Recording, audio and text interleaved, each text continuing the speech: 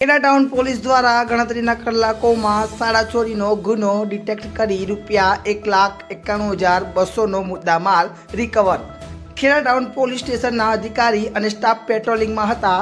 મહીજ canal પાસે મળેલ બાતમીના આધારે એક શંકાસ્પદ ઈસમને અટક કરી તપાસ કરતા મહીજ સરસ્વતી મંદિર હાઈસ્કૂલમાંથી ચોરી કરાયેલ કોમ્પ્યુટરનો સામાન સાથે ઝડપાયો છે।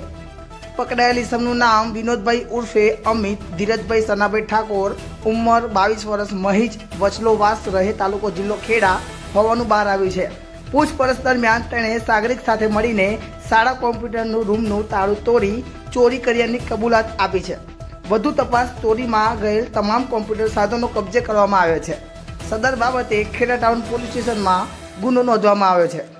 ગણતરીના કલાકોમાં ગુનો ડિટેક્ટ કરી તમામ મુદ્દામાલ રિકવર, આરોપીને પકડી સરાહનીય કામગીરી બદલ ખેડા ટાઉન પોલીસ સ્ટેશનના અધિકારી અને સ્ટાફને અભિનંદન। ભેદભાવ ન્યૂઝ રિપોર્ટર વિશાલ માલી।